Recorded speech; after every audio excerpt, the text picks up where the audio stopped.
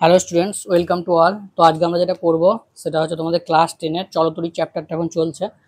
তো দেখো, আজকে যেটা করব সেটা হচ্ছে পরিবাহী এবং অন্তরক।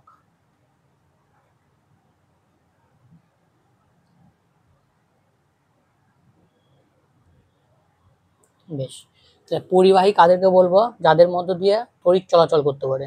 যেমন সাধারণত যেগুলো ধাতু হয় এবং ধাতু সংকর হয়, সেগুলোকে আমরা পরিবাহী হিসাবে ব্যবহার করতে পারি। যেমন ধাতুর মধ্যে রয়েছে ধরো কপার, ঠিক আছে, অ্যালুমিনিয়াম, তারপরে সিলভার, এইগুলোকে আমরা পরিবাহী হিসাবে ব্যবহার করতে পারি। তো পরিবাহীর ক্ষেত্রে যেটা হয়, রোধাঙ্কটা হচ্ছে খুব কম হয়। এর ফলে কি হয়, আমরা আগের যে ক্লাসে দেখেছি যে যদি রোধাঙ্ক কম হয় তাহলে পরিবাহিতাঙ্ক হচ্ছে কি হবে, খুব বেশি হবে। এর ফলে কি ধাতুগুলো সহজেই মুক্ত ইলেকট্রনগুলো তড়িৎ পরিবহন করে, এই জন্য এদেরকে হচ্ছে পরিবাহী বলা হচ্ছে। আচ্ছা, এখান থেকে একটা জিনিস মনে রাখবে যে কার্বন কার্বন হচ্ছে একটা অধাতু, কিন্তু এর একটা রূপভেদ যেটা হচ্ছে গ্রাফাইট, যেটা অধাতু হলেও তড়িৎ পরিবহন করে। ঠিক আছে, তাহলে তোমাদের পরীক্ষায় এটা আসে যে একটা অধাতুর নাম লেখো যেটা হচ্ছে তড়িৎ পরিবহন করে, তখন অ্যান্সার হবে গ্রাফাইট। আর তড়িৎ বিশ্লেষ্য পদার্থের ক্ষেত্রে তড়িৎ পরিবহন কে করবে? তড়িৎ বিশ্লেষ্য পদার্থের ক্ষেত্রে যেমন ধরো NaCl এর আমরা যদি জলীয় দ্রবণ নিই, তাহলে সেখানে Na+ আর Cl- আয়ন ভেঙে যাবে, তাহলে এটাকে আমরা ক্যাটায়ন বলি, আর এইটাকে আমরা অ্যানায়ন বলি। তাহলে এই যে আয়নগুলো রয়েছে, এই আয়নগুলো হচ্ছে আধানের বাহক হিসাবে কাজ করবে তড়িৎ বিশ্লেষের ক্ষেত্রে। আর ধাতুর ক্ষেত্রে কি বলেছিলাম, মুক্ত ইলেকট্রন। তো এই দুটো কোশ্চেনও আসে, খেয়াল রাখবে। আচ্ছা, এছাড়া ধরো gas carbon, graphite, gas carbon, এরা সবাই হচ্ছে যে তড়িতের পরিবাহক। ঠিক আছে, মানে তড়িৎ পরিবাহিত হয় এদের মধ্যে দিয়ে, গ্যাস কার্বন।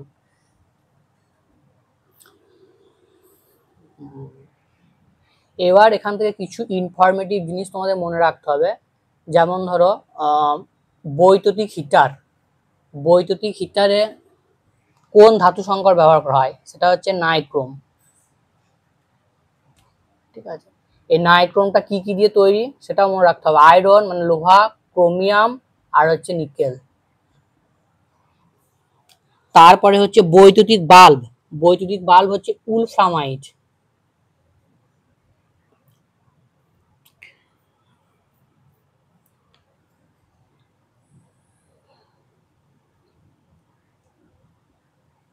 এটা কি কি ধাতু সংকর দিয়ে তৈরি? এটা কি কি ধাতু সংকর দিয়ে তৈরি? সেটা হচ্ছে টাংস্টেন, আয়রন আর ম্যাঙ্গানিজ। টাংস্টেন, আয়রন আর হচ্ছে ম্যাঙ্গানিজ, উলফ্রামাইটটা। নেক্সট হচ্ছে রিওস্ট্যাট। রিওস্ট্যাট হচ্ছে একটা পরিবর্তনশীল রোধ, যার দ্বারা আমরা রোধের ভ্যালুটাকে হচ্ছে পরিবর্তন করতে পারি। তো সেই রিওস্ট্যাট যন্ত্রে হচ্ছে কোন ধাতু সংকর ব্যবহার করা হয়? এই নামগুলো কিন্তু আসে, খুব মনে রাখবে। কনস্ট্যান্টান,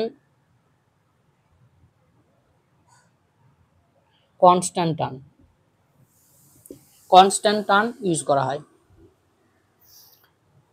বেশ, এবার দেখো যে অর্ধ পরিবাহী আছে, তাহলে অর্ধ পরিবাহী গুলো কি হবে? অর্ধ পরিবাহী গুলো হচ্ছে অর্ধ পরিবাহী ব্যবহার কোথায় দেখা যায় সেটা আসতে পারে। যেমন ধরো ডায়োড, তারপরে হচ্ছে ট্রানজিস্টর। ঠিক আছে, এগুলো উঁচু ক্লাসে পড়বে। ডায়োড, ট্রানজিস্টর, এইগুলোতে আমরা অর্ধ পরিবাহীকে ব্যবহার করে থাকি। এবার ধরো কিছু অন্তরকের নাম মনে রাখতে হবে, যেমন এবোনাইট যেটা আছে, এবোনাইট, কাঁচ। ঠিক আছে, এগুলো হচ্ছে অন্তরকের মধ্যে পড়বে। অন্তরক হচ্ছে এবোনাইট,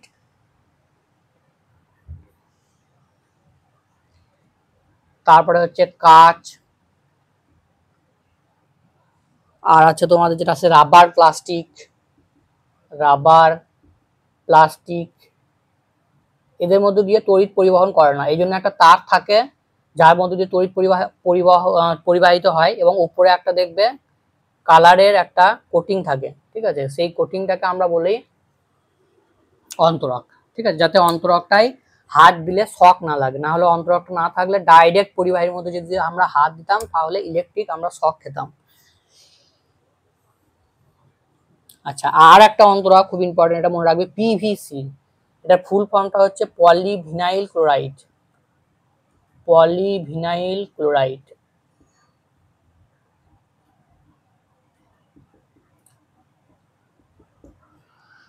বেশ,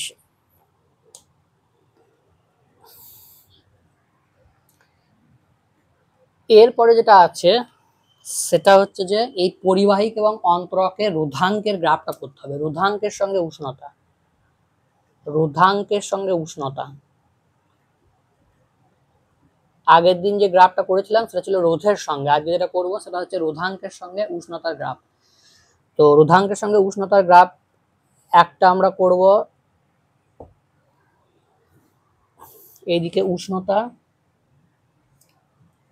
এটা উষ্ণতা, এটা কিন্তু কেলভিন স্কেলে, ঠিক আছে, মনে রাখবে এটা হচ্ছে কেলভিন স্কেলে। আর এইদিকে হচ্ছে রোধাঙ্ক, মানে যেটাকে আমরা রো দিয়ে লিখি।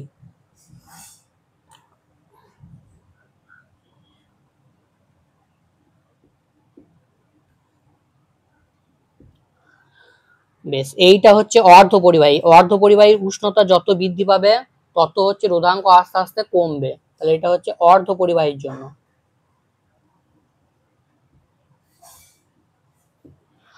আর পরিবাহীর ক্ষেত্রে কি হবে, যত উষ্ণতা আমরা বাড়াবো তত হচ্ছে রোধাঙ্ক বৃদ্ধি পাবে। তাহলে দুটো পার্থক্য বোঝা গেছে পরিবাহী আর অর্ধপরিবাহীর মধ্যে। তো এই গ্রাফটা কিন্তু খেয়াল রাখবে, খুবই আসে গ্রাফটা।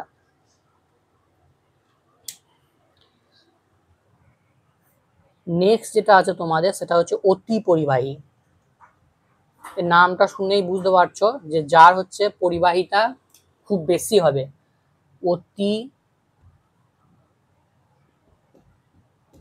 পরিবাহী, ঠিক আছে। তো এইটা বলার আগে আমরা একটা গ্রাফ দেখব,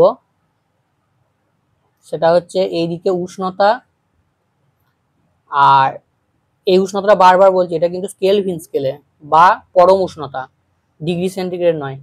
আর এই দিকটা হচ্ছে রোধাঙ্ক মানে রো।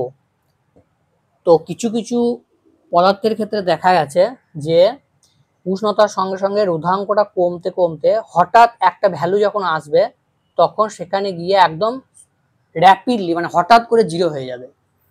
তাই অতি পরিবাহীর ক্ষেত্রে তোমাদের যদি রোধাঙ্ক এবং উষ্ণতার গ্রাফ আসে তখন তোমাদের এই গ্রাফটা হচ্ছে আঁকতে হবে। তাহলে এই জায়গাটায় দেখো এখানে উষ্ণতার ভ্যালুটা কত হচ্ছে, রোধাঙ্কের ভ্যালুটা কত হচ্ছে, শূন্য হয়ে যাচ্ছে। তাহলে রোধাঙ্ক যদি শূন্য হয় তাহলে রোধটাও শূন্য হয়ে যাবে।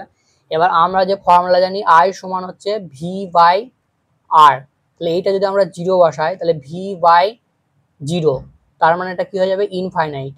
তার মানে কি কারেন্টের ভ্যালুটা হচ্ছে খুব বেশি হয়ে যাবে। তাহলে অতি পরিবাহী সংজ্ঞা আমরা কাকে কি বলবো, যে কিছু যৌগ আছে যাদের ক্ষেত্রে উষ্ণতা হচ্ছে যে উষ্ণতা রোধাঙ্কের সঙ্গে সঙ্গে উষ্ণতা রোধাঙ্কের সরি কিছু কিছু, তাহলে প্রথম থেকে বলছে, আচ্ছা কিছু কিছু ধাতু আছে যাদের ক্ষেত্রে উষ্ণতা কমার হচ্ছে সঙ্গে সঙ্গে রোধাঙ্ক কমতে থাকে। দেখো উষ্ণতা কমছে, রোধাঙ্ক কমছে, এরপরে কি হবে, একটা নির্দিষ্ট উষ্ণতায় গিয়ে রোধাঙ্কটা হঠাৎ করে হচ্ছে শূন্য হয়ে যাবে। তো এই ধরনের পদার্থগুলোকে বলা হচ্ছে অতি পরিবাহী। যেমন উদাহরণ হচ্ছে পারদ। পারদ কিন্তু নর্মাল উষ্ণতায় হবে না, এটা হচ্ছে তোমাদের যখন উষ্ণতাটা আমরা 4.2 কেলভিন মানে পরম শূন্য উষ্ণতার কাছাকাছি নিয়ে যাব। পরম শূন্য উষ্ণতা কত, 0 কেলভিন, তার কাছাকাছি যখন নিয়ে যাব তখন এটা অতি পরিবাহী হিসাবে আচরণ করবে। আর সীসার ক্ষেত্রে যেটা হয় সেই ভ্যালুটা হচ্ছে তোমাদের 7 কেলভিন, ঠিক আছে। এবার মনে রাখতে হবে যে এইটা যেহেতু পরম শূন্য উষ্ণতা সেহেতু বাস্তব ক্ষেত্রে কি হয়, এই উষ্ণতাটায় পৌঁছানো বা এই উষ্ণতাটা অ্যাটেন্ড করা কিন্তু খুবই ডিফিকাল্ট। এর ফলে থিওরিটিক্যালি আমরা দেখছি যে এটা জিরো হয়ে যাচ্ছে, কিন্তু প্র্যাকটিক্যালি করতে গেলে এই উষ্ণতায় যাওয়া কিন্তু খুবই কঠিন। কারণ এই উষ্ণতাটা আমরা জানি যে সর্বনিম্ন উষ্ণতা, 0 কেলভিন উষ্ণতাটা হচ্ছে সর্বনিম্ন উষ্ণতা। তাহলে এর কাছাকাছি যেতে হবে, তার মানে কি এখানে আমাদের বেশ ডিফিকাল্টি হচ্ছে ফেস করতে হবে।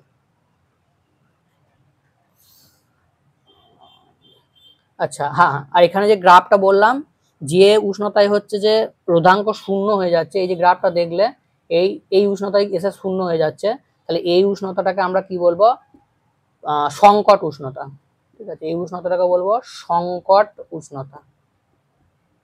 তাহলে পারদের ক্ষেত্রে সংকট উষ্ণতার ভ্যালু কত, এখানে বললাম 4.2 কেলভিন, আর সীসার ক্ষেত্রে 7 কেলভিন। এইটাই হচ্ছে সংকট উষ্ণতা, মানে এর নিচে গেলে তখন সেটা অতি পরিবাহী হিসাবে কাজ করবে, বা ওই টেম্পারেচারে 4.2 কেলভিন বা তার নিচে যদি যায় তখন সেটা অতি পরিবাহী হিসাবে কাজ করবে। বেশ, এইবার দেখো যেটা আছে রোধের শ্রেণী সমবায় আর হচ্ছে যে সমান্তরাল সমবায়। তো সার্কিট গুলো আমার আগে করিয়ে দিয়েছি, দেখে নেবে। আজকে আমরা জাস্ট ফর্মুলাটা ডিরাইভ করবো, মানে ফর্মুলাটা আসছে কিভাবে সেটা দেখবো। ঠিক আছে, ধরো শ্রেণী সমবায়ের ক্ষেত্রে এরকম দুটো রোধ আছে, এটা R1, এটা R2। ঠিক আছে, এখানে একটা ব্যাটারি লাগানো আছে, সেই ব্যাটারিটার ভোল্টেজটা আমরা ধরে নিলাম V। ঠিক আছে, বা ব্যাটারিটার ভোল্টেজটা এখানে আমরা ধরে নেবো কোনো রকম ব্যাটারির মধ্যে লস হচ্ছে না ভোল্টেজে। ঠিক আছে, পরে আমরা আসবো যখন ইএমএফ পড়বো তখন দেখবো ক্লাসটা অন্যরকম একটু হবে। ঠিক আছে, তখন কিছু লস হবে ইন্টারনাল রেজিস্ট্যান্সের জন্য, সেটা পরে পড়াবো। এখন জাস্ট দেখো যে এখানে একটা সোর্স লাগানো আছে যার ভোল্টেজ ডিফারেন্সটা হচ্ছে ভি, আর এখানে R1 R2 দুটো রেজিস্ট্যান্স সিরিজে লাগানো আছে। তাহলে এদের মধ্য দিয়ে কারেন্ট যাচ্ছে ধরো আই। তাহলে এর যদি আমরা তুল্য রোধ সার্কিটটা আঁকি, তাহলে কি বলেছিলাম, এই দুটো সরিয়ে এর জায়গায় একটা আমরা সিঙ্গেল রেজিস্ট্যান্স ইউজ করব। ঠিক আছে, আর এই ভোল্টেজটা একই থাকবে। এই রেজিস্ট্যান্সের ভ্যালুটা আমরা ধরলাম আর ই, যেটাকে আমরা তুল্য রোধ বলবো। তো আমরা জানি যে আর ই সমান R1 প্লাস R2। এটা আসছে কিভাবে সেটা দেখবো। তাহলে এই যে সার্কিটটা, এই সার্কিটে কারেন্ট ধরো আই হলো, এই সার্কিটে কারেন্ট আই। তাহলে এই সার্কিট থেকে যদি আমরা কারেন্টটা বার করি, তাহলে আই সমান হচ্ছে ওহমসের ল, পোটেনশিয়াল ডিফারেন্স বাই হচ্ছে আর ই। আর এই সার্কিট থেকে যদি কারেন্টটা বার করি, কারেন্টটা যদি বার করবো না, ধরো এইখানে এই দুটো রোধের এক ক্রসে, এই R1 রোধের এক ক্রসে ভোল্টেজ কত হচ্ছে সেটা ধরলাম V1, আর এর এক ক্রসে ভোল্টেজ কত হচ্ছে সেটা ধরলাম V2। তাহলে V1 প্লাস V2 এই দুটো কি হবে, V এর সঙ্গে সমান হবে, কারণ এখানে আমরা ধরে নিয়েছি অন্য কোনো এনার্জি লস হচ্ছে না। তাহলে এখানে বলতে পারি আমরা V1 সমান কি হবে, এর মধ্যে দিয়ে I কারেন্ট যাচ্ছে আর রোধ হচ্ছে R1, তাহলে ভোল্টেজ কত হবে IR1, ওহমের সূত্র। এখানে ভোল্টেজ কত হবে, এর মধ্য দিয়ে আই কারেন্ট যাচ্ছে, রোধ হচ্ছে R2, তাহলে IR2। তাহলে আইটা কমন নিয়ে নাও, তাহলে R1 প্লাস R2। তাহলে এখান থেকে আমরা এখান থেকে কি বলবো, ভি সমান হচ্ছে আই আর ই। তাহলে এটাকে 1 নম্বর ইকুয়েশন দিলাম, এটাকে 2 নম্বর ইকুয়েশন দিলাম। তো এই দুটোকে যদি আমরা তুলনা করি, তাহলে দেখো ভি ভি সেম আছে, আবার আই সেম আছে, তাহলে এইটাও সেম সেম হবে। তাহলে এখান থেকে আমরা বলতে পারি আর ই সমান R1 প্লাস R2। একদম ইজিলি বুঝিয়ে দিলাম, এটা পরীক্ষায় আসে এলে 2-3 মার্কস থাকতে পারে। তো ভেরি ইজি, জাস্ট সহজ করে করবে, বেশি কমপ্লিকেটেড করার দরকার নেই। এবার দেখো প্যারালালের ক্ষেত্রে আমরা দেখব। প্যারালালের ক্ষেত্রে সার্কিটটা কিরকম ছিল, এই আর এই একটা রোধ, এই দুটোকে লাগানো আছে। এখানে একটা ব্যাটারি দিয়ে দিয়েছি যেটার ভোল্টেজ হচ্ছে ভি, এটা ধরো R1, এটা ধরো R2, আর এইটার ইকুইভ্যালেন্ট হচ্ছে, দুটোকে খুলে দিয়ে যদি একটা লাগিয়ে দিই সেটা আর ই ধরলাম, আর ই। আর এইখানে ভোল্টেজটা একই থাকবে ভি। এর মধ্যে দিয়ে কারেন্ট আই যাচ্ছে, এইখানে কারেন্টটা আই যাচ্ছে, তারপরে কারেন্টটা ভাগ হয়ে যাচ্ছে, এইদিকে যাচ্ছে I1 আর এইদিকে যাচ্ছে I2। বেশ, তাহলে এই সার্কিটে আই সমান কি বলবো আমরা,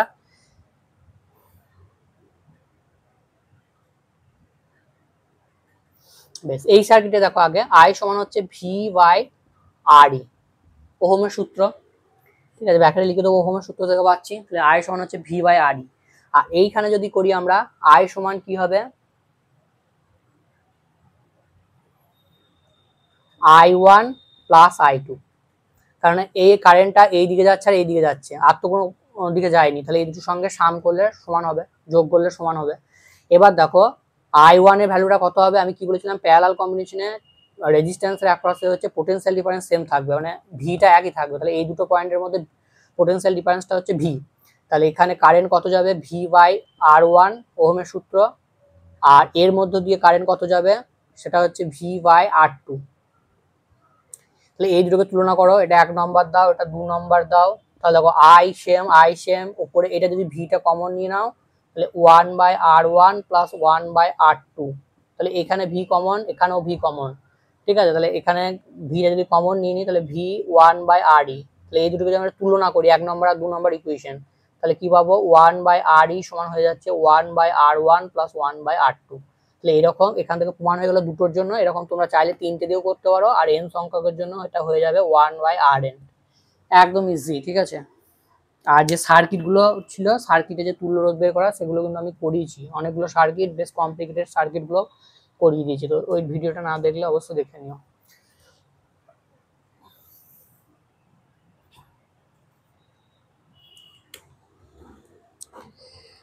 আচ্ছা,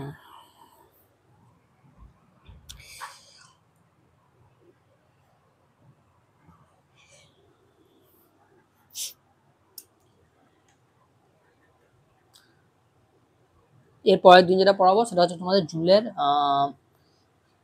হিটিং। জুল মানে বাংলায় হচ্ছে তড়িৎ প্রবাহের তাপীয় ফল। ঠিক আছে, নেক্সট দিন যেটা টপিকস থাকবে সেটা হচ্ছে তড়িৎ প্রবাহের তাপীয় ফল, যেটাকে আমরা জুলস হিটিংও বলে থাকি। ঠিক আছে, তো সেটা নেক্সট দিন পড়াবো।